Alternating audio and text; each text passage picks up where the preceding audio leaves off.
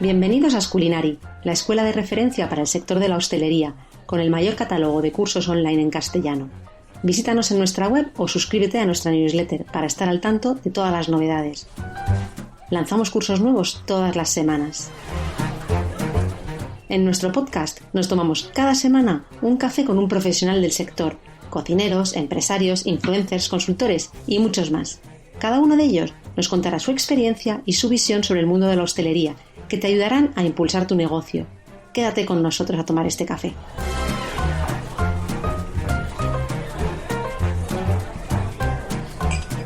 Hola a todos, hoy viene a tomarse un café con nosotros Juan Antonio García, que es vicepresidente de la Asociación de Bartenders de Baleares y delegado de APS Glass & Supplies, pero sin olvidar su profesión, la que lleva dentro, que es bartender. Hola Juan Antonio, bienvenido, gracias por aceptar nuestro café. Hola Lorena, buenos días, muchas gracias a vosotros. Bueno, antes de nada, que yo creo que también has escuchado nuestro podcast, nos gusta saber cómo toman el café nuestros invitados. ¿Cómo toma el café un bartender? ¿Te gusta el café? Me encanta el café. Pero de diario, yo que soy muy de tomar cafés a granel, yo tomo cortado, sin azúcar, sin nada y con la leche del tiempo. ¿Y el recipiente? Porque mira, se lo preguntábamos también a Ignacio Sía, que es otro de los profes que tenemos en Sculinary, y decía, yo me lo gusta tomármelo en vaso. Sabes que en España siempre es en vaso, en taza, como un vaso grande, vaso pequeño. Tenemos tantas maneras de tomar el café que yo no he visto cosa igual en otro país. Yo tampoco. Yo que he hecho muchos cafés en mi vida, muchos clientes. El cliente español con el café es el más especial de todos, con mucha diferencia. Yo que en cuanto a recipiente me da igual. Mientras esté limpio, me vale, no soy muy... De hecho, incluso a veces pido para llevar y lo tomo en el negocio o donde esté, y tengo la opción de poner una taza en un vaso y lo tomo en el mismo vaso de plástico. Ya digo que yo el café lo tomo como chute de adrenalina, para empezar de estimulante, exacto, y para continuarlo. Exacto, y después de comer. Antes de dormir también, hay gente que se lo toma antes de dormir. A mí esto me fascina, porque yo sí que no puedo. Pero yo tomo un café y voy a dormir. Bueno. Yo he llegado a tomar muchos cafés al día. Hablamos de más de 4, más de 5. Ahora a lo mejor tomo 3 o 4 y antes de dormir me puedo tomar uno tranquilamente. De hecho, los efectos se calcula que dependiendo del tipo de café pasan entre 6 y 8 horas. Entonces, te puedes tomar un café, exacto, café, te duermes y después a las 6 te levantas fresco. A las 8 horas te despiertas y después Exacto. Pues mira, me ha encantado saber un poco tu visión sobre esto y sobre todo el certificar que el español es el cliente más complicado, no más complicado, pero más como con gustos más raros, ¿no? Para lo del café. Es toda una... No sé, a ver, por ejemplo, en el norte de Europa o en Estados Unidos el café es granel, es aguado, es mucha agua, un vaso grande y lo toman, el que es cafetero lo toma a lo mejor a litros. Pero nosotros, que el café es algo tan cortito, tan especial por la mañana y yo creo que también inconscientemente es como una especie de atención. Yo tomo mi café y es mi momento y entonces quiero que sea como yo quiero que sea cada elemento. Y creo que viene por ahí, o debe venir por ahí, pero sí, yo he tenido comandas de 10 personas y 10 cafés distintos. Completamente diferentes. A lo mejor había 5 cafés con leche, pero uno manchado, el otro largo, el otro con leche del tiempo, el otro con leche desnatada, otro con... Y así, bueno... Si ahora metemos las variantes de tipos de leches vegetales, tipos de azúcar... Exacto, tipos de café. Si tienes una carta de café, se hace bastante. De hecho, creo que había un bar en Madrid, que me lo contaron, yo no tuve la oportunidad de ir hace muchos años, que tenían una carta como con la cantidad de café y la cantidad de leche. Entonces tú elegías por número. Yo quiero el café número 12, yo quiero el café número 14. Y las cafeteras ya las tenían programadas para poner número 14 y te salía la cantidad de café que marcaba la carta. Exacto, ¿no? Qué bueno. Claro, y era porque el dueño se cansó de hacer los cafés especiales para cada persona y dijo, mira, que venga cada uno, que elija, que la máquina lo haga y se gastó un dineral y la verdad que me dijeron que tenía bastante éxito. Yo no tuve oportunidad de conocerla, pero sí que me pero se rentabiliza también porque en coger la comanda solamente de esos 10 cafés cada uno diferente y que te puedas confundir y que se lo traes y que ya no es el que tú querías y tal, pues al final también lo rentabilizas, ¿no? La pérdida en café es brutal. En un bar de desayunos, la cantidad de café que entre comillas se tira o se pierde porque te equivocas o porque no lo quiere o porque lo ha pedido de una manera y es de otra, es bastante llamativa. No es importante porque al final la materia prima es barata, pero es llamativo. Claro, no, pero al final del año pues es un dinero. Pues mira, luego, Exacto. esto es una pregunta que tenía luego para luego, te la digo ya, pero te la guardas, es que el cómo, si en el mundo del cóctel y de la bebida también vamos a llegar a esta personalización, ¿no? Porque al final cada vez más la gente quiere, lo que dices tú con el café, ¿no? Sí. Personalizar, es lo mío, es mío exclusivo y de nadie más, ¿no? Entonces... luego hablamos de esto, porque antes quiero que también te he presentado, pero que te presentes tú un poco quién eres, de dónde estás, en tuyo que en Baleares, porque has dicho que eres vicepresidente de la Asociación de Bartender de Baleares, pero cuéntanos un poco quién eres a nivel personal. Bueno, yo soy Juan Antonio García, como bien has dicho. Mi cargo, digamos, actual por el que más se me reconoce es el de vicepresidente de la Asociación de Baleares de Bartenders. Estoy en Palma de Mallorca, soy mallorquín, soy de estos que nacieron ya con la hostelería y el turismo en Mallorca y estudió pues para dedicarse a ello como tantos otros. Sí que es verdad que sin ascendencia en hostelería, nadie de mi familia se dedicaba al negocio de una manera profesional. Y llevo, si esta temporada fuera normal, que bueno, esperemos que sea lo más normal posible, sería mi temporada número 21. Ya llevo 21 años trabajando en esto. Empecé en el mundo de las discotecas, en el mundo de la noche, discoteca juvenil, pues con 16, 17 años. Y lo que empezó como algo para hacer los fines de semana, poco a poco, casi sin querer, se fue convirtiendo en mi profesión. Te atrapó. Exacto. Además, me atrapó bien, porque yo era como una especie de oveja descarriada, no sabía qué hacer, no me llamaba la atención ninguna salida laboral, o bien por ejemplo, a mí la universidad, las carreras que me gustaban, no les veía salidas profesionales.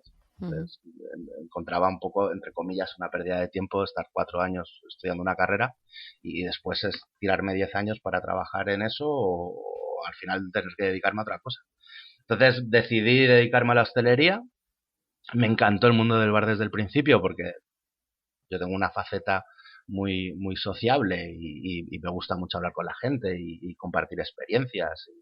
Y también esa vocación de servicio que la fui descubriendo de disfrutar cuando los demás disfrutan. Pues me fui metiendo cada vez en un mundo en Mallorca, el de la coctelería, que no estaba muy abierto.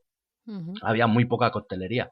Y bueno, fui entre comillas uno de los pioneros en el siglo XX de los barman jóvenes con 18 o 20 años en empezar a hacer campeonatos de coctelería, estar en el mundo del cóctel, estudiar mucho sobre las bebidas. Entonces, entendí que si por ejemplo yo no había estudiado una carrera, podía estudiar sobre mi profesión y sobre las cosas que yo hacía. Entonces ahí empezó un poco también mi gusanillo por la docencia y la formación en coctelería. Y hace 9 años se me brindó la oportunidad, perdón, 9 años, no, 7 años, se me brindó la oportunidad de abrir una academia de formación de coctelería en Palma, que sería la primera academia de coctelería que se abría en Mallorca. Fue una aventura, pero una aventura con mayúsculas durante 6 años y bueno, y después a partir de ahí pues he tenido la suerte de poder trabajar en diversos proyectos profesionales. He estado 5 años, que con el tema de la pandemia ahora se paró de raíz, siendo el maître del catering de Andreu Genestre, que es un chef con estrella Michelin que tenemos aquí en Mallorca. Entonces, bueno, he podido hacer muchísimas cosas, muchísimas experiencias. De hecho, yo siempre me puse como una especie de barrera, de no bajar. Yo tuve la suerte de empezar en un hotel de 5 estrellas haciendo mis prácticas en la escuela de hostelería y de no bajar de ahí. Es decir, nunca he trabajado por debajo de un 4 estrellas superior, siempre he intentado trabajar en los mejores sitios, aprender de las mejores personas, independientemente del tema económico. Yo he tenido trabajos que he renunciado a cobrar el doble porque me he ido con un equipo en el cual iba a aprender muchísimas cosas. Entonces, pues bueno, Sí, lo importante me he que es movido creer así. también, ¿no?, en el proyecto, sentir esa pasión y decir, no, es que yo quiero, esto es lo que me interesa, ¿no? Y trabajar con esa pasión sin esperar, entre comillas, nada a cambio, ¿no? Exacto, De no hacerlo solamente por el dinero, que es importante porque todos necesitamos para exacto. vivir, pero Sobre todo al principio. Mira, yo claro. por ejemplo, y cuando daba formaciones a los chicos bueno, que han sido muchos que han llegado y siguen trabajando de barman con las restricciones cuando pueden. Yo lo que les decía era que había que seguir, o sea, había que formarse sin descanso. O sea, tú no puedes dedicarte a esto y parar de raíz, decir, bueno, yo voy a servir copas y me voy Sí, a... me formé hace 20 años y a la de esta. Exacto, Con eso tengo bastante y ya no. exacto. De hecho esto es algo que me interesa que profundicemos tanto por tu experiencia propia, ¿no? Que estudias en la escuela de hostelería, el qué recomendarías a la gente, porque ha llovido, ¿no? Y las cosas van evolucionando. ¿Qué recomendarías a la gente que quiere dedicarse a esto hoy? El estudiar, porque lo hemos hablado en varios podcasts y sobre todo con Abel Valverde, ¿no? Que es un gran defensor de todo esto, pero del el profesionalizar esta profesión, o sea, que no sea, bueno, pues vete a poner copas y ya verás cuál es tu futuro, ¿no? Que se puede aprender trabajando, sí, pero que también es muy importante una parte de formación y luego también que hablar después de todo esto, ¿no? O sea, de esta parte que te estoy diciendo ahora, el que tú has montado una academia porque has visto precisamente la importancia y el potencial de todo esto, imagino, de la Claro, importancia de la formación. claro. A ver, el tema de la formación en nuestro sector siempre es un debate que yo he vivido siempre. Siempre lo he tenido y siempre lo he discutido. En nuestro sector sí que es verdad que tendríamos que distinguir que hay diferentes perfiles de profesionales o de diferentes perfiles de personas que se dedican. Es decir, yo estoy de acuerdo que la profesionalización, de hecho, la digitalización nos va a llevar a una profesionalización, ¿no? Es decir, se están reduciendo puestos de trabajo y esos puestos de trabajo se los quedan las personas que están más preparadas o que se considera que están más preparadas. Y eso va a seguir pasando y la hostelería, eso de que se decía de que cómo se va a sustituir un camarero por una máquina, pues bueno, va a pasar y está pasando más rápido de lo que parecía posible. ¿Qué supone eso? Que tú necesitas para este tipo, entre comillas, de negocio, estamos hablando de hoteles gastronómicos, de hoteles de 5 estrellas, de hoteles boutiques, de restaurantes con una cierta calidad, ahí sí que vas a necesitar profesionales formados y cada vez más expertos, tanto en el producto que venden como en la gestión de clientes y en la gestión de equipo. Pero después tienes otro perfil que digamos que es el de, si quieres, el de bar de barrio, el de bar-restaurante de terraza, el de panadería que hace cafés y tiene 4 o 5, entre comillas, dependientas, que son camareras, que también venden pan. Entonces, ahí no necesitas una profesionalización al máximo. Ahí no vas a exigir a un camarero que te haga 2 años de formación en hostelería, porque sinceramente no los va a necesitar. Sí, como poner en la moda esta de que todo el mundo tiene que saber inglés, decía, pero si no voy a hablar inglés nunca, ¿no? Exacto. Sí, pero sí que estar al día en novedades, en tendencias, porque aunque pongas a lo mejor la cerveza en el bar de la esquina, pues bueno, a lo mejor también hacerte cursos y reciclarte de vez en cuando. Mira, poner una cerveza es lo que iba a decir. Poner una cerveza puede ser lo más fácil o lo más difícil del mundo. Todo depende como tú te lo quieras complicar. Claro, si tú tienes un cliente que te lo va a agradecer y te lo va a reconocer y tú, entre comillas, también vas a poder hacer más negocio, pues sí que le interesará la formación.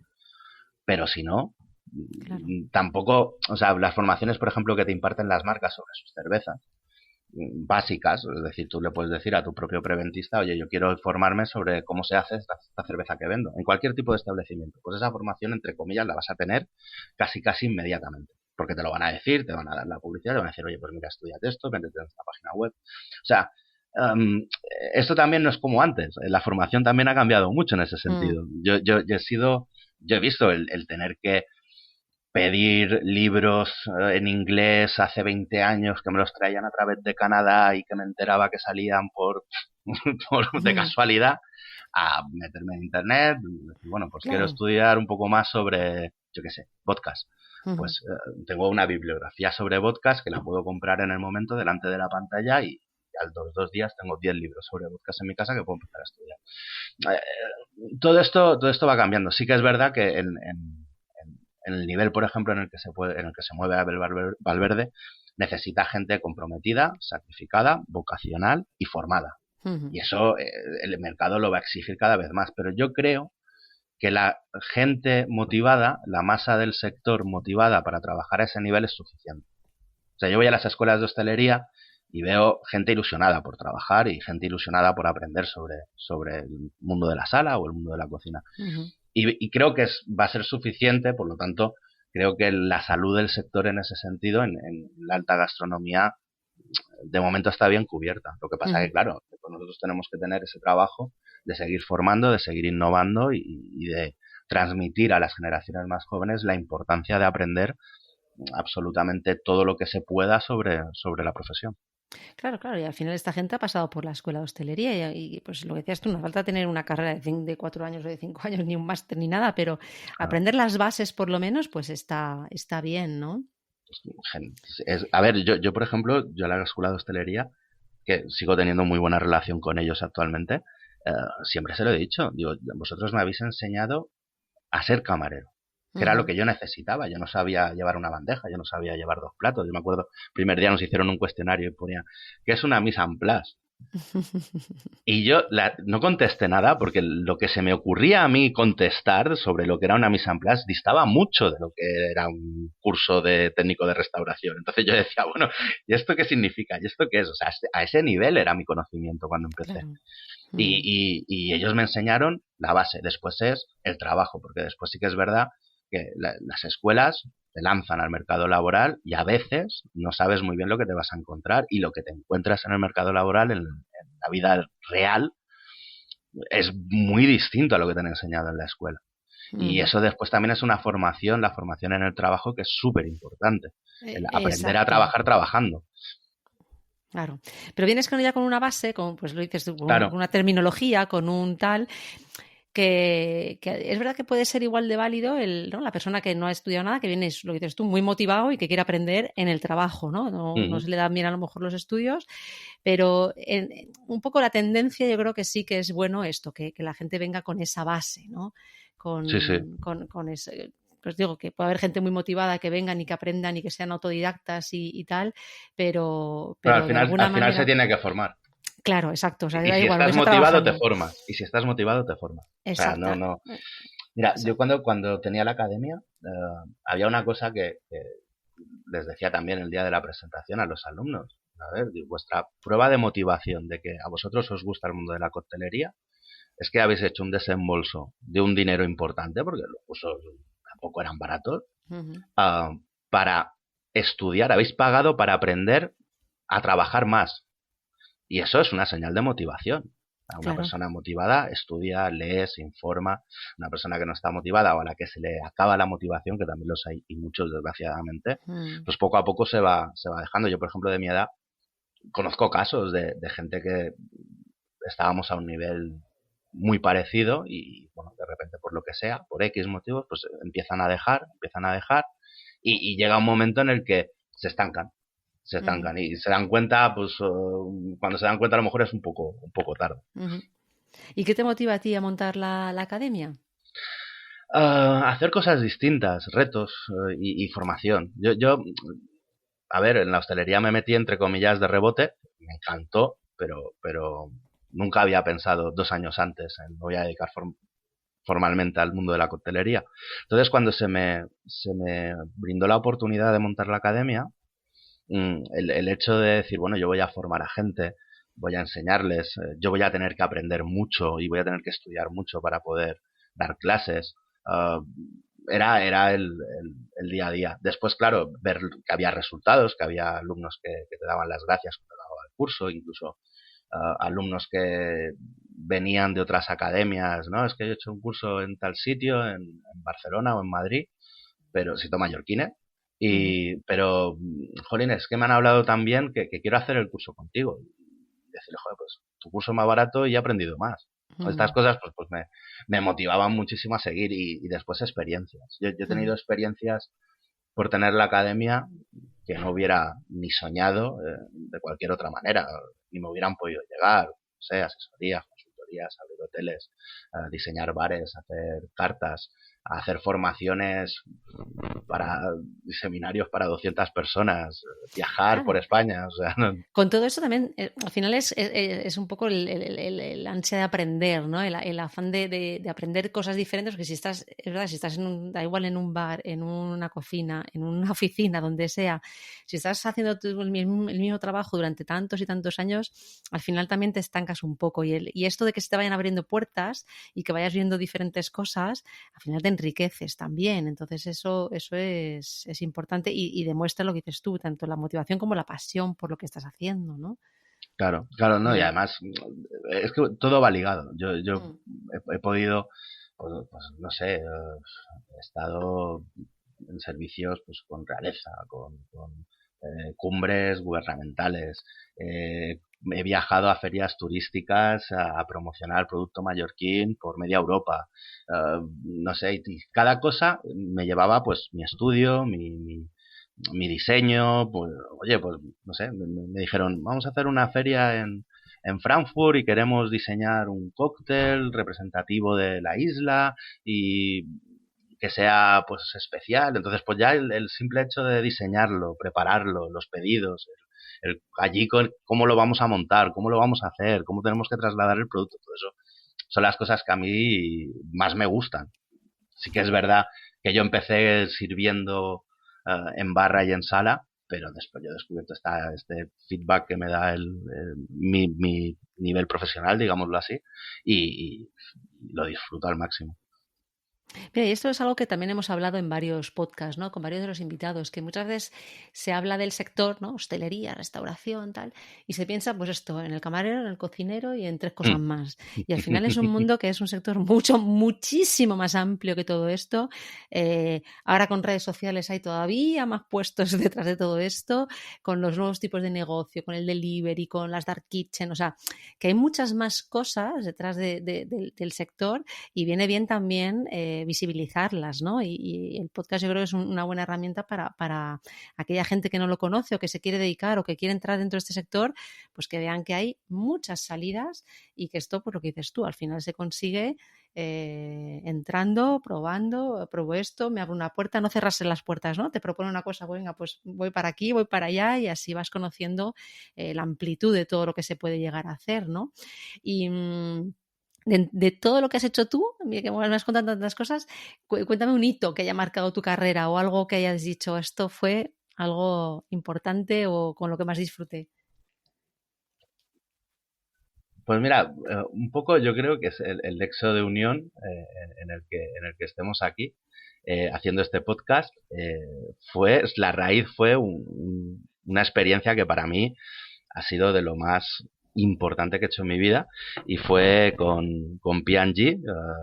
Inés Calle y Vicente Fortea contactaron conmigo cuando yo estaba en la Academia de Coctelería. Y me ofrecieron la formación y el diseño de las cartas de un hotel en Marbella. La experiencia de diseñarlo, hacerlo, ir allí, hacer la prueba de los cócteles, defender tu idea, me enviaban los planos de los bares, pues bueno, pues esta cámara yo la pondría aquí por esto y por esto, este servicio se tendría que hacer así, asá. Ir allí, estar 2 semanas codo con el personal, que hacíamos, yo qué sé, desde las 7 de la mañana que podíamos llegar al hotel hasta la hora que fuera, hasta las 10, las 11, las 12 de la noche.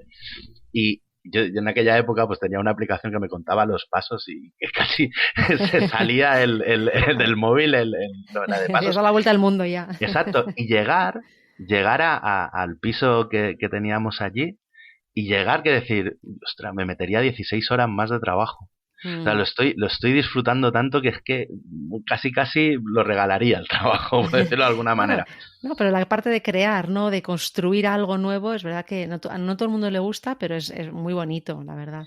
Y sobre todo después, años después, todavía, ahora con el tema de la pandemia, pues nos han hecho asambleas nacionales de la Asociación de Coctelería. Hay 2 personas de la Asociación de Málaga que son del hotel y que estaban en el hotel cuando nosotros hicimos ese asesoramiento, y verles ahora, años después, que han podido pasar 6 años de esto, seguir en contacto con ellos, de vez en cuando pues intercambiamos ideas, porque ellos tienen, hay uno de ellos, Oliver Cintrano, que es un as en el tema de decoración de cócteles, pues yo sigo hablando con él y sigo escribiéndome con él. O sea, no sé, fue una experiencia que a mí me marcó muchísimo, porque era algo tan grande, era la primera vez que lo hacía, y tuve satisfacción de que el trabajo estuvo bien hecho. O sea que Qué bonito. este sería quizás profesionalmente uno de los hitos más grandes, y no más grande y más importante que he hecho. Sí, un proyecto muy bonito, la verdad. Sí. Y cambiando ahora un poco de tercio, porque tú has grabado un curso con nosotros sobre más centrado en Gin Tonics, luego hablaremos de esto, pero te hicimos una entrevista también en el curso y comentabas que se había dado hasta ahora poca importancia, ¿no? al bar, la coctelería dentro de si estaba o bien por sí sola, ¿no? O o si estaba enclavada dentro de un restaurante o dentro de un hotel, por ejemplo. Exacto, ¿no? exacto. Entonces, ¿qué se ha aprendido tras este año de pandemia y de tal? ¿Qué habéis aprendido? Porque bares cerrados, muchas discotecas evidentemente también cerradas. Entonces, ¿qué recomendarías al sector para que pueda crecer o avanzar? O sea, ¿hacia dónde tendría que ir para seguir hacia adelante? En el tema, digamos, coctelería, cóctel bar, va a ser muy importante el cómo se hagan las cosas a nivel higiénico y a nivel sanitario. La coctelería pequeña, oscura, va a ser cada vez más difícil de ver, porque se va a ir a mayor amplitud de espacios y que haya como esa sensación de seguridad, porque al final esto de la distancia personal y lo que llevamos viviendo con la pandemia, muy probablemente haya cosas que queden un poco para quedar, que hayan venido para quedarse, como por ejemplo que la gente no creo que se toque tanto como se tocaba hace 2 años, inconscientemente, no es que sea por algo, sino que nos está llevando a eso.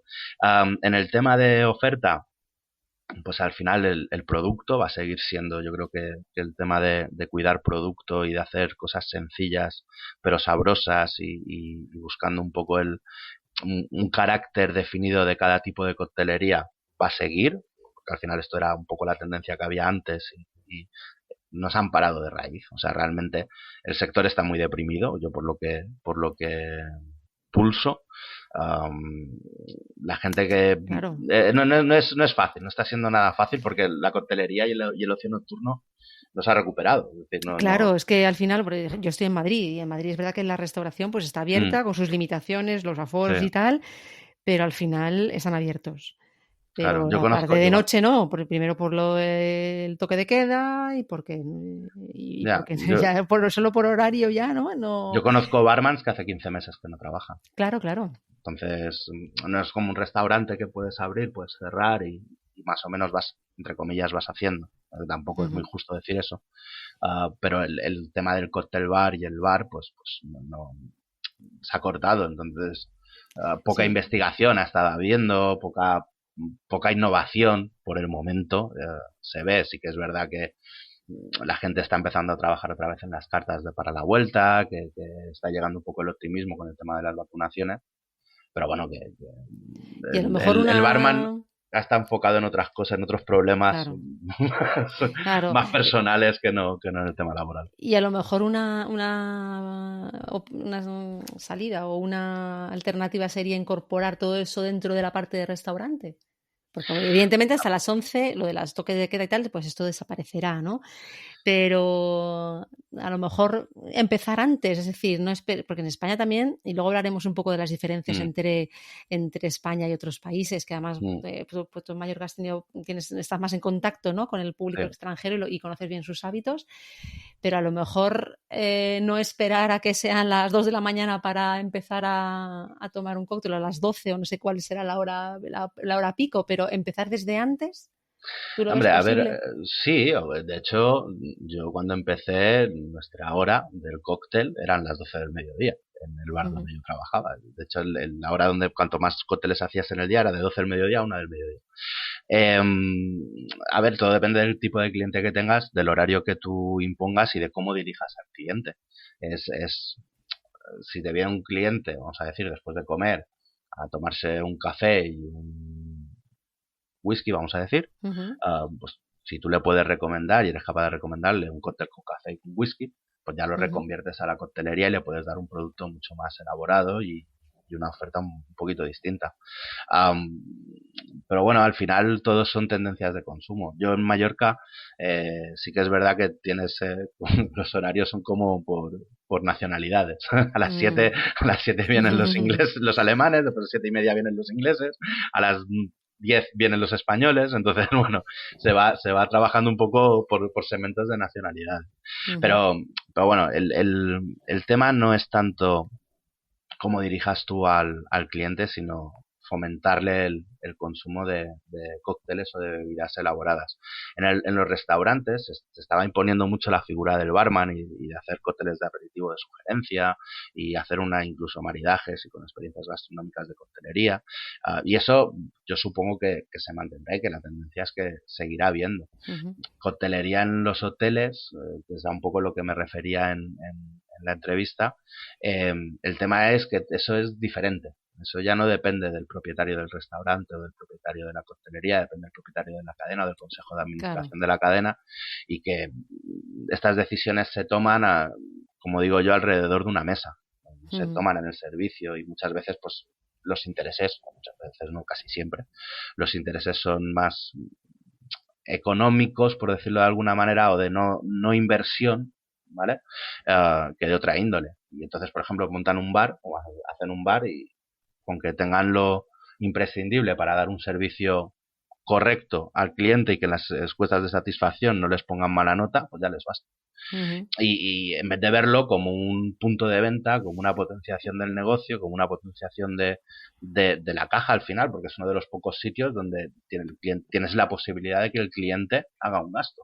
El Claro. cliente ya llega con la habitación pagada, si llega a media pensión, pues ¿dónde va a gastar dentro del hotel? Pues si Claro. tienes un shop, o si tienes un servicio de hamacas, o si tienes bares, Un bar, claro. y bares atractivos que hagan eso, que hagan que el cliente, pues en vez de irse al bar de al lado del hotel, pues Se queden allí, se, claro. se quede allí.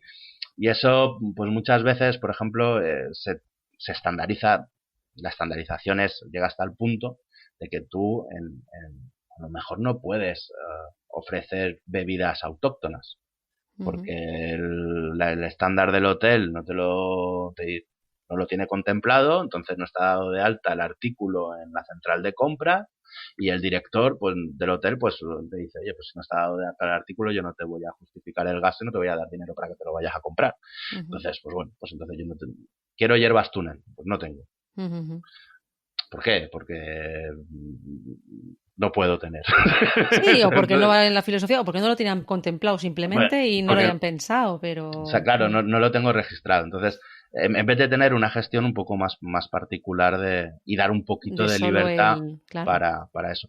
Ahora, sí que es verdad que con lo de la pandemia se está digitalizando todo muchísimo, incluso yo por lo que tengo entendido, se está tendiendo a la centralización de absolutamente todo. De compras, ¿no? Mm. Sí, no, y de todo. De hecho, ahora, por ejemplo, en vez de haber F&B en cada hotel, a lo mejor lo que habrá es un F&B para 10 hoteles.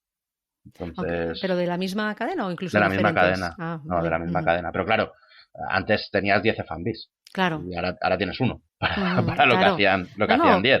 claro, claro, no, para conseguir mejores precios, mejores descuentos, Pero etcétera. por otro lado, si el F&B pues tiene interés en potenciar los puntos de venta, la parte de decir, oye, es que yo con este producto puedo conseguir un aumento de caja de tanto, la tienes entre comillas más fácil, porque el Mm. mismo F&B puede coger todos los bares de todos los hoteles que gestiona y hacer la presentación entre comillas o hacer el estudio en base a todos los bares. Entonces tú puedes ir a presentar los números a tu nivel de arriba mucho más cuadrados que si yo, que Claro. soy el jefe de un hotel de 3 bares, digo, no, es que yo si a mis 200 clientes le compro esta bebida y hago esta bebida, pues podemos aumentar tanto la caja. Bueno, es que el trabajo que va a llevar todo esto es más del beneficio que vamos a tener. Claro. Entonces, por ahí a lo mejor sí que por un lado se llega a que sea más acorde la oferta del bar con el entorno, con lo que quiere transmitir en el hotel, que no con la cadena en sí entera. Oye, entiendo que en el bar o en coctelería se hacen escandallos, ¿no? Igual que en cocina para todas las bebidas. Sí. Es una práctica habitual que se hace, porque a veces tienes la sensación esta, ¿no? De venga, un bar de copas, ¿no? Se sirven copas a lo loco y sin a lo mejor tener ese control, no lo sé, ¿eh? Pero no, a ver, aquí volvemos a lo mismo, es decir, el bar de copas, digamos, lo que paga el cliente no es la bebida. Es decir, incluso te diría, no es la persona que le pone la bebida. Lo que paga el cliente es la licencia de música, lo que paga el cliente es la luz, lo que paga el cliente es decir, el coste mayor que tiene una copa en una discoteca es la luz. Es decir, ¿cuánto paga de luz una discoteca? Pues ahí es donde se le va todo. Tienes el disc-jockey que le pagas un pastizal, el encargado de luces, seguridad, guardarropa, todo esto cobra. Y todo esto cobra de las copas, que es lo único que vendes, el único producto que tú vendes ahí dentro. Entonces la gente dice, no, es que, yo qué sé, un whisky con naranja me cuesta 10 euros. No te cuesta 10 euros un whisky con naranja. Te cuesta estar ahí. Claro. No, es verdad y tomarte un whisky con naranja, que es lo que menos vale de todo lo que estás consumiendo dentro de la discoteca, el whisky con naranja. Es la materia prima para hacer el... Claro. Exacto. Entonces, eso es una cosa. Lo que son coctelerías y por ejemplo, gestión de hoteles y de restaurantes, no concibo un barman o un jefe de bar o un encargado de bares que haga una carta y no haga un escandallo. No lo concibo, o sea, no me entra en la cabeza, no lo entiendo. Otra cosa es que después tú puedas hacer el escandallo. Por ejemplo, en hoteles a veces el tema de los escandallos no los haces tú, sino que hay un equipo en central que es el que te los hace, pero que se tienen que hacer sí o sí, es básico, es indispensable. Hay que pensar que nosotros con cocina somos un departamento paralelo, somos el único departamento en toda la hostelería y en toda la restauración que coge materias primas, las manipula y las vende como producto elaborado. No hay nadie más que lo haga. Sí. No lo hace el spa, no lo hace recepción, no lo hace mantenimiento, no lo hacemos nosotros. Entonces ahí siempre la gestión, digamos, interna de departamento entre cocina y bar es muy parecida. Claro. Tan importante es el escandallo en cocina como en coctelería. Eso, por eso quería hablar del tema, digo, para que también se conciencien los que no lo hagan que hay que hacerlo. Claro, sí, es básico, es imprescindible. Claro. Y volviendo al tema que hablamos antes de tendencias, de hábitos de consumo y tal, en el podcast que grabamos con Meritxell Falgueras, por ejemplo, hablamos un poco de diferencias de consumo entre los españoles y los extranjeros. Sobre todo me ponía de ejemplo, por ejemplo, tanto los americanos, que les ves lo ves en las pelis y al final todo lo que sale en las películas son hábitos, o sea, que no son cosas inventadas, no es ficción esto no se hace en mi país, pero lo retrato, ¿no? Entonces, tú les ves a ellos pues beber cosas muy diferentes a lo que bebemos nosotros. ¿Cuáles son las mayores diferencias que hay entre españoles y extranjeros? Porque en España tienen también una fama, ¿no? de ser un país que bebe mucho. Pero no tanto, pero no luego tanto. a lo mejor no tanto, claro, a lo mejor no solo tanto, la fama. Entonces, solo la fama. Claro, porque luego están los alemanes que también beben mucho, están los rusos, están, ¿no? Entonces, ¿qué es lo que nos diferencia? O sea, porque el americano, ¿no? Tú ves en la peli estas de abogados que sacan y siempre tienen una botella de whisky en el cajón. Y esto en España no lo he visto, a lo mejor también se hace y no lo he visto yo, pero ¿hay cosas así que nos marquen mucho, o sea, que haya muchas diferencias entre ellos y nosotros? Sí, de hecho, un mismo cóctel se puede hacer, o sea, yo me acuerdo el Bloody Mary o el Dry Martini, que en función de la nacionalidad de quien me lo pedía, se lo hacía de una manera o de otra. Incluso en Palma hay digamos que hay como una especie de, el ciudadano mallorquín consumidor de coctelería, no es lo mismo que cualquier otro cliente, es decir, si ahí me viene un señor mallorquín de 60 años hablando mallorquín y me pide un dry martini y va vestido con traje y corbata y un sombrero, yo sé cómo le tengo que hacer el dry martini y no se lo haré a ningún otro cliente del bar. Solo se lo haré a él así. Porque lo toma lleva 40 años tomándolo de una manera. Entonces, por ejemplo, un francés, generalmente el dry martini le gusta más aromático. Entonces, una técnica que se suele hacer es, en vez de enfriar con agua el vaso mezclador, lo enfrías con el mismo vermú, enveras el vaso mezclador con el vermú, retiras el vermú, le añades la ginebra y haces el dry martini. En cambio, a un español lo que hará será ponerle 2 gotitas de vermú seco. Entonces, cambia muchísimo. Bloody Mary, pues hay nacionalidades, pues a un inglés le gusta con hielo generalmente, a un español pues normalmente le gusta sin hielo.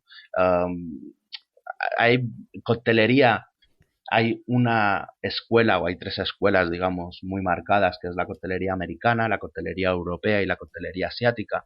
Esto hace que, por ejemplo, un whisky sour estilo americano tiene de parecido al whisky sour estilo europeo los ingredientes. Ni el vaso, ni el tipo de servicio, casi ni el agitado es lo mismo. Entonces sí, hay muchísima diferencia entre un tipo de cliente según su nacionalidad y otro. De hecho, la coctelería, si los cócteles son combinados, digamos, que se hacen directo al vaso, por ejemplo el Moscow Mule o el mismo Gin Tonic, son combinaciones generalmente que serán anglosajonas. En cambio, coctelerías más elaboradas suelen ser del Mediterráneo, suelen ser italianas, por ejemplo. Sí. Fíjate, y esto, mira, lo que te hablamos al inicio, y tú, que según ya tu experiencia y tal, puedes ir hacia la personalización, pero ¿podríamos llegar hasta el punto esto que, pues no tener carta y personalizar los cócteles cada uno como quisiera? Porque está muy de moda todo este tema, ¿no? Yo personalizo, ¿no? Me compro la prenda básica de ropa, pero luego la mía ponle un broche de no sé qué, una tira de no sé cuántos, porque la exclusividad es mío. Es como, esto solo lo llevo yo, ¿no? Pues esto a lo mejor igual, no sé. Sí, de hecho, yo hice una experiencia en un hotel de no tener carta. De hacer cócteles ad hoc para los clientes en función de sus gustos.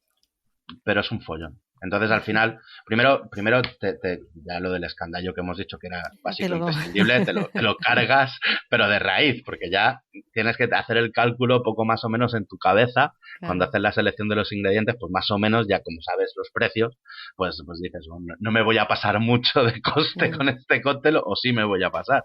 A menos que tenga los 14 botones, ¿no? Como el del café. Exacto. Lo suyo siempre es... o mi recomendación en ese sentido es que tú tengas una carta dinámica. ¿Qué significa esto? Que tú, cuando diseñes tu carta de cócteles, sepas cómo los puedes variar. Es decir, bueno, pues si yo tengo un cóctel, pues no sé, una base, me lo invento así sobre la marcha. Juntas 3 rones, le añades sirope de coco, zumo de piña y zumo de arándanos, por ejemplo. ¿Vale? Que sería un cóctel muy tropical, muy frío, hecho en licuadora, con sombrillita, con todo muy tal. Pues a lo mejor si me viene una persona con un target de mediana edad, que le veo que ya es cliente, que es bebedor o bebedora y tal, pues a lo mejor le aumento los niveles del ron que le añado a la receta del cóctel para esa persona. O si veo que es... gente que ha bebido otros días y ha bebido cócteles muy suaves o que ha bebido refrescos o cócteles sin alcohol, pues lo que haré será potenciar el sabor tropical de ese mismo cóctel. Pero lo que no diseñar cócteles per se a cada cliente, eso se puede hacer, yo lo he hecho, pero es complicadísimo y ya pierdes lo que es la guía del coste claro.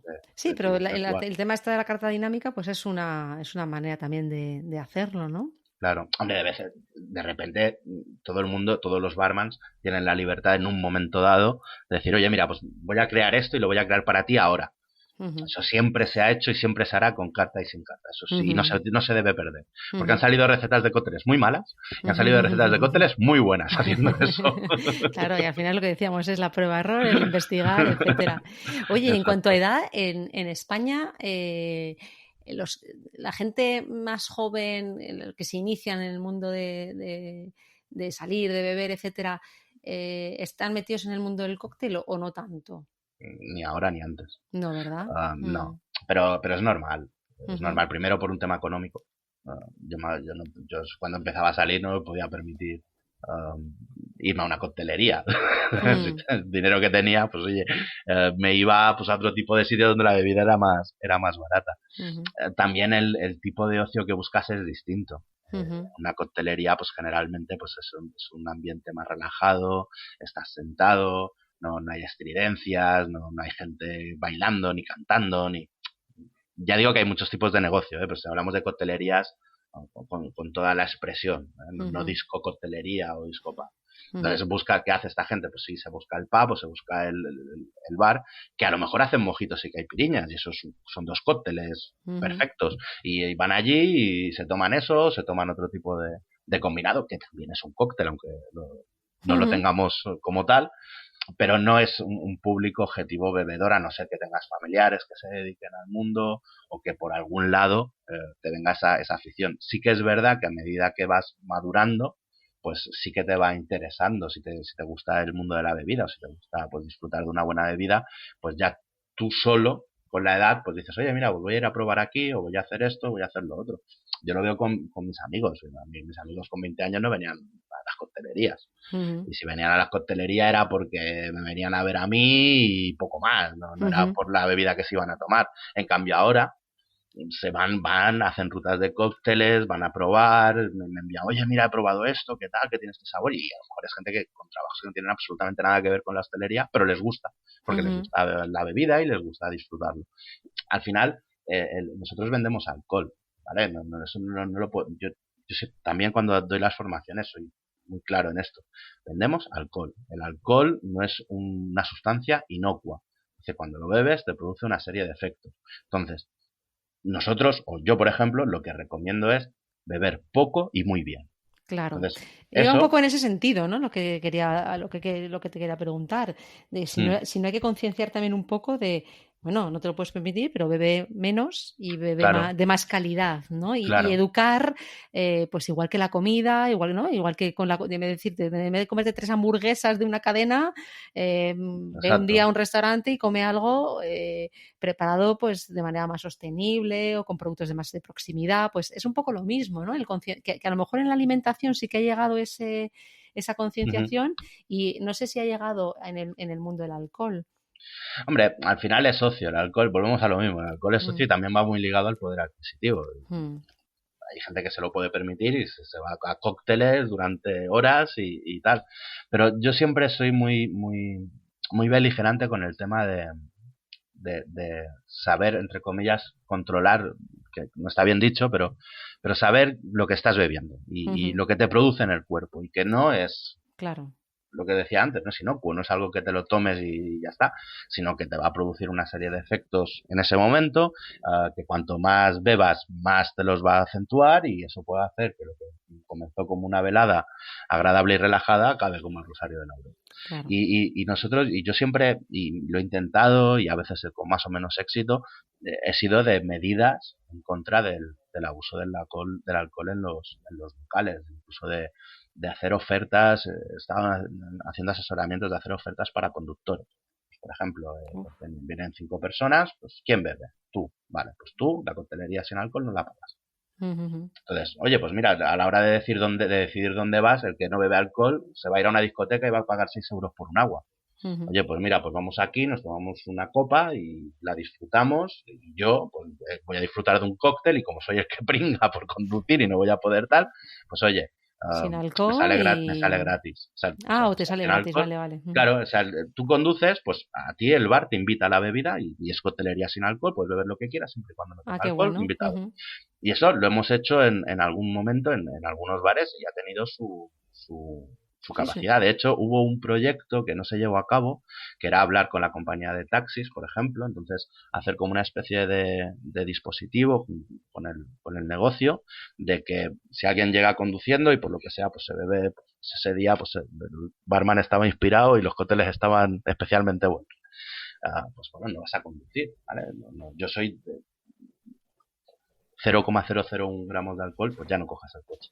Entonces, pues bueno, pues hacer una especie de una app y tal, pues usted no va a coger el coche, vale, perfecto.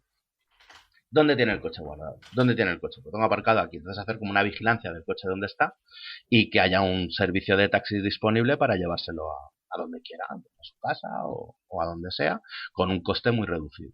Entonces, eso fue un proyecto que hubo hace un par de años y se estuvo hablando de hacer en Palma.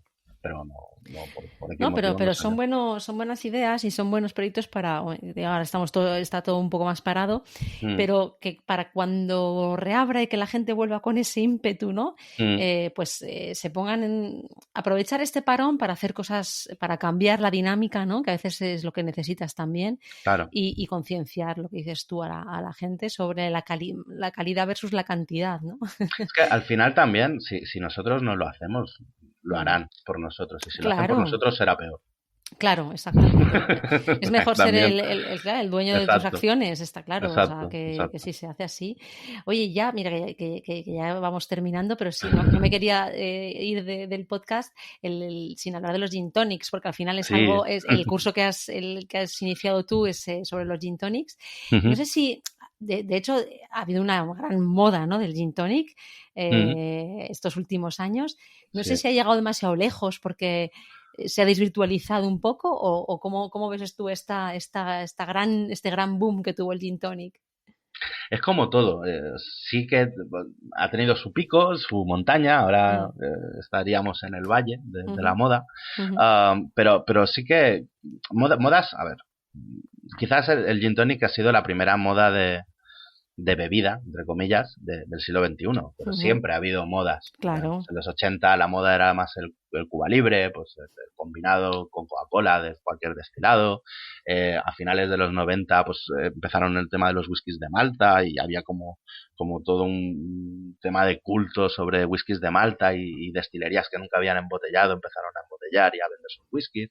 Y después pues aparecieron el tema de los gin tonics, que además tenemos que darnos a nosotros la autoría, porque realmente el estilo se llamaba Spanish Gin and Tonic. Ah, Es decir, sí. sí. De hecho, nosotros tuvimos en España, está David Ríos, que fue campeón del mundo de elaboración de gin tonics, y es un poco el referente del gin tonic español, entre comillas, Ujú. de todo lo que hacíamos. De hecho, esta moda de añadir cosas a los gin tonics nace en España y se desarrolla en España. Y de España lo exportamos a Italia, Argentina principalmente, y de ahí al resto del mundo. Y en Asia, bueno, Asia, Japón fue como una especie de oasis que nos seguían lo del Spanish Gin Tonic y incluso tardamos en darnos cuenta. Pero sí, es una moda nuestra ¿Y que cuál se era fue. entonces, te corto para decir, ¿y Dime, entonces sí. cuál era el gin tonic original? El A ver, inglés, ¿no? Así como, ¿no? sí, el gin tonic nace en la India a raíz de la colonia británica afincada allí, pues como una especie de mezcla de ingredientes para hacer que un jarabe contra la malaria fuera bebible, Mm, consumible. Y una de las cosas que era barata, fácil de añadir, era la ginebra. Entonces así más o menos, pues de manera muy resumida, nace el gin tonic original. Aquí se empieza en Madrid, sale una ginebra que, bueno, se empieza a servir con una rodaja de pepino. Y a partir de ahí, no se sabe muy bien cómo ni por qué. Yo estaba trabajando en Palma, por ejemplo, y me decían, oh, mira, es que yo vengo de Madrid. Yo tenía un tipo de cliente mallorquín, que era pues el joven. Generalmente era gente que estudiaba en Madrid o en Barcelona en la universidad, y después eran sus padres o gente de edad intermedia que trabajaba en la península y venían los fines de semana. Entonces me venían y me decían, oye, es que he estado en Madrid y me han llevado a un bar y me han puesto un gin tonic con una rodaja de pepino, con una botella que era así y tal. Y al principio, claro, decía, no sé ni de qué me estáis hablando, una rodaja de pepino para un gin tonic. Así, aquí sí que es verdad que había empezado en aquella misma época. Hay un barman muy importante en Mallorca que es Rafa González, que tiene el barito, que él empezó a cultivar o buscar especialmente aquellos limones mejores y más óptimos para la elaboración de gin tonics. Pero eran limones, que tú decías, bueno, cortezas de limón de primera calidad para unos gin tonics de primera calidad. Tiene su lógica. Pero rodajas de pepino en un gin tonic. Bueno, total, que esta moda se fue extendiendo y la gente, pues ya otros barmans, pues empezaron a añadir, pues al pepino, pues le pongo en ebro, pues ahora no le pongo pepino y le pongo tal. Sí que es verdad que hubo un momento que había ensaladas de gin tonics. Es decir, que te tomabas, te pedías un gin tonic y la gente 6 especias, 7 especias, 3 frutas, un poco de apio por en medio. Y eso llegó un momento en el que nosotros mismos, los profesionales mismos, dijimos, se nos está yendo de las manos y ya no sabemos ni lo que estamos haciendo. Exacto. Y entonces el tema de la elaboración de los Perfect Serve y la elaboración de gin tonics pues un poquito diferentes se fue reduciendo en cuanto a cantidad de ingredientes y se fue, digamos, llegando a una manera de servir estos gin tonics pues que no es estridente, no es demasiado estridente, pero sí que ofrece un camino distinto a lo que es la rodaja de limón, la tónica y la ginebra original. Pero es una moda nuestra, es una moda que hemos hecho nosotros y que ha creado escuela en España para el resto del mundo. Fíjate, pues esto... Para bien o para mal tenemos que estar no orgullosos. Sabía, o sea, que esto es un gran... De hecho, te iba a preguntar, exacto, te iba a preguntar que si dieras la vuelta al mundo, ¿dónde encontrarías los gin tonics mejores o los gin tonics más ricos? Pero oye, vamos a decir que en España ya, porque sabiendo que hemos iniciado todo esto y se ha extendido a nivel mundial, oye. Pues, los mejores en cualquier coctelería profesional de España, podemos decir que si no son los mejores, casi serán los mejores que podamos encontrar. Al final, nosotros, de nuestra escuela salió la manera de modificar la ginebra y la tónica con otros ingredientes y nosotros somos los que llevamos un poquito la punta de lanza en cuanto a las tendencias en la elaboración de gin tonics. De hecho, si miramos las páginas de las webs de las ginebras, las que publican los barmans que han diseñado sus Perfect Serve, casi todos son españoles. Casi todos son españoles. Esto ha sido un aprendizaje de hoy para mí importante. Oye, y otra cosa en relación a los gin tonics, ¿el recipiente es importante donde lo servimos? A diferencia que decíamos, te preguntaba al principio por el café, y decías que bueno, no, pero para el gin tonic me imagino que sí que tiene algo que ver, ¿no? Mira si es importante que en el curso hay una unidad didáctica de esto. De cristalería. Exacto, y a ver, no es tan importante el dónde lo pones, sino saber por qué lo pones ahí. Uh-huh. O sea, al final, en coctelería se puede hacer todo. Y todo está bien, siempre y cuando sepas por qué lo haces. Y que el objetivo sea el correcto. Entonces, un gin tonic en copa tiene sus ventajas, como por ejemplo, es mucho más fácil de enfriar generalmente. La coges por el fuste de la copa, por lo tanto no la calientas. Pero también tiene sus inconvenientes. La concentración de aromas alcohólicos, al ser una copa que tiende a cerrarse, es mayor. Te mojas más la nariz por la apertura de la copa. Entonces, un trago largo se enfría solo, no tienes que enfriarlo tú, se enfría solo mucho mejor, con mucho menos cantidad de hielo. Entonces, todo depende. Yo sí que es verdad que aquí el tema de la copa se ha impuesto, pero se ha impuesto por un tema de marketing. El tema de la copa de gin tonics viene por una demanda del sector, ¿vale? Una demanda del sector, no, una demanda del cliente. Del cliente.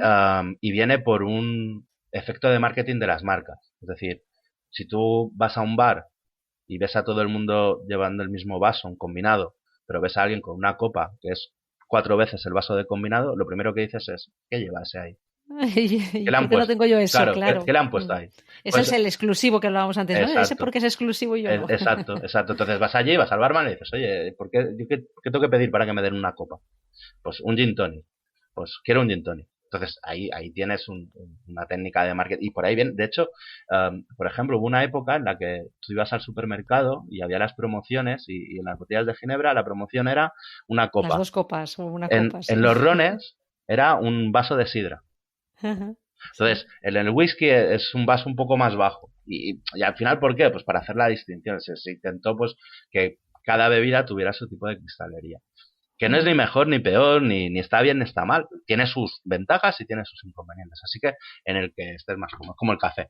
Si te es más cómodo en taza, en taza. Si te es más cómodo en vaso, en vaso. Y sobre todo lo que dices tú, el entender bien el porqué siempre de las cosas para saber aplicarlo y luego tú adaptarlo a tus objetivos. O sea, eso es lo más importante, yo creo, de cualquier profesión, ¿no? Mira, Lorena, imagínate que tú vas a un barman y le preguntas, oye, ¿por qué me pones el gin tonic en una copa? Y te dice, porque sí.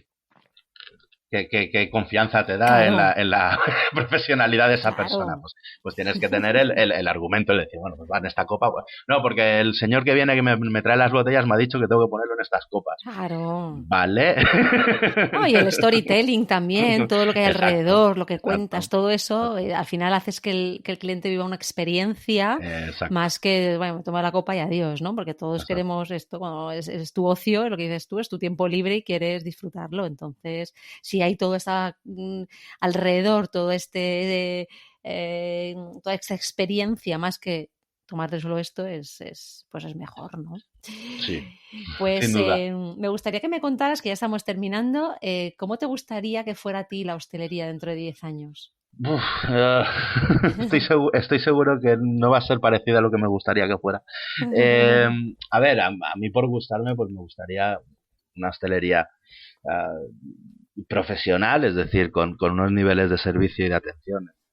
Mm, El cliente también vuelva a ser lo importante. Um, que el servicio de sala se potenciase.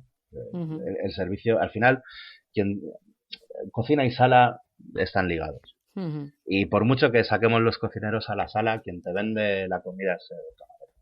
Ya no digo ni el maître, yo digo el camarero, es decir, el que Sí, te sí. pone el agua en el vaso es el que te vende. Te vende el Mm, local, te vende la imagen, te vende el estilo, te hace ver si todo está en comunión, si no, si hay profesionalidad. Si tú eres un camarero profesional, sabes que la cocina es profesional. Si tú ves un camarero totalmente. que no es profesional, pues te puedes imaginar que la cocina pues no va a ser profesional. Y a lo mejor estás Mm, equivocado, pero pasa. ujú, Entonces yo creo que hacia ahí tendría que ir la hostelería.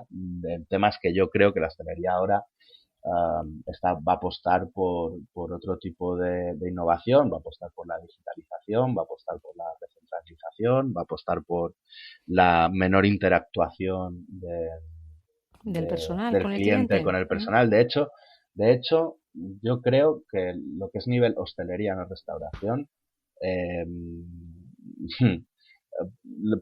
los hoteles serán edificios mm. sin personal. Fíjate, esperemos que no. Yo creo que se está trabajando y por los pasos que estoy viendo, de hecho, bueno, ha habido hace poco una conferencia sobre hostelería en Sevilla creo, en Murcia, y lo que he escuchado ahí, lo que he oído ahí, va en ese sentido, es decir, sustituir, por ejemplo, incluso leí un artículo de que un hotel ha sustituido las mesas de buffets por máquinas de vending y que está siendo un éxito. Madre mía, o sea, a lo mejor que nos estamos pasando de rosca con el de no contacto, ¿no? No, pero es que al El- final todo va ahí, ¿eh? Mm, Todo va en función de eso. Todas las innovaciones, todo lo digital, lo que reduce es el contacto entre personas. Al final lo haces a mm, través de una máquina, no necesitas, te sustituye la máquina. ujú. Y incluso, bueno, no sé, la experiencia de recepción. Claro, Yo, sí. hablando con una persona que controla mucho recepción hace un par de meses así y tal, me decía, si hubieran querido ya no habría recepción. Claro, máquinas que te dan la llave y que ya existe además. En Alemania, por ejemplo, Mm, de hecho, casi desde el aeropuerto. En Alemania los mostradores de mm, facturación son automáticos. claro. Digo Alemania porque es donde lo he visto yo. Ujú. Entonces tú ya puedes hacer el viaje sin contactar con nadie de personal. Ah, sí, sí, no, pero aquí en Barajas también, ¿eh? Es decir, Es que hace tiempo que no me dejan ir a Madrid. Entonces. pero no tienes ni que hablar con nadie, facturas tú solo la maleta, Exacto, te exacto. cobras tú solo en el súper. Sí, y Bueno, a eso se va. yo creo que A eso eso lo se mueve. experimentaremos, pero fíjate, el hombre es un animal social y al final yo creo que hay que experimentarlo porque hay que ver qué pasa con esto, pero al final la experiencia no va a ser la misma y la gente necesita este contacto y se está viendo ahora, ¿no? Que te dejan hacer pocos contactos, que no te puedes juntar con gente, que no te, lo que decíamos antes, no te puedes tocar, no te puedes acercar y la gente esto lo está echando de menos. Entonces, Esperemos. esperemos. Esperemos. Yo a lo mejor hay una revolución de los clientes y dicen, nos negamos a ir a hoteles que no tengan personal. Pues será la única manera que salve Hmm. el tema, ¿eh? Pues no, yo la verdad es que no, en este tema lo tengo bastante. Estoy empezando a estudiar mucho sobre programación en hostelería Mm. y instalación de máquinas. Por si acaso, hay que estar formado, Sí, ya lo hemos dicho, hay que estar formado. que a mí me quedan más de 10 años de trabajo profesional. Claro que sí, hay que estar a las tendencias. Y la última pregunta, ¿quién te gustaría escuchar a ti en nuestro podcast? A ver si le podemos invitar. Pues bueno, yo he estado buscando, no lo he visto, creo que no lo habéis tenido, a uno de los formadores que hay en Esculinari, que es a Javier de las Muelas, que he tenido varias oportunidades de escucharle en conferencias y alguna formación que he podido. Pero siempre es un placer y tengo sus libros, he seguido su trabajo, no puede ser un barman profesional y no seguir el trabajo de Javier de las Muelas. Entonces, y siempre es un placer escucharle y como está en la plataforma, pues totalmente, sí, es alguien que yo también quiero traer porque precisamente es esto, ¿no? O sea, ha sido pionero en muchas cosas, pero sobre todo es la pasión con la que habla, el conocimiento que tiene. Sí, a mí también me parece una persona muy, muy interesante. A ver si próximamente le tenemos. Ha estado un poco ocupado ahora, pero va a grabar un nuevo curso también con nosotros. Estamos allí hablando con él para a grabar un curso nuevo.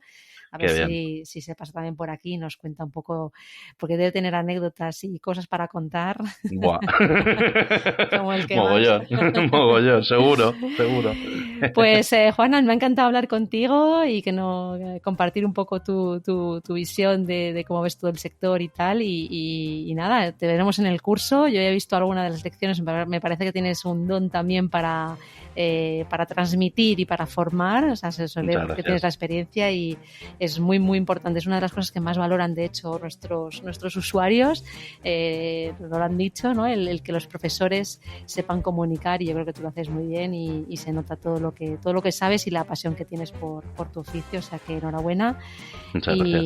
Y mucha suerte y muchos éxitos con este curso y con todos tus proyectos. Muchas gracias, Lorena, ha sido un placer y cuando quieras, repito. Genial, haremos otro, claro que sí. Hasta la próxima. Hasta la próxima. Si te ha gustado esta charla, no te pierdas ningún episodio del podcast y suscríbete. Te esperamos cada semana con más invitados. Estamos en todas las plataformas. Solo tienes que buscar el podcast Un Café con Esculinari.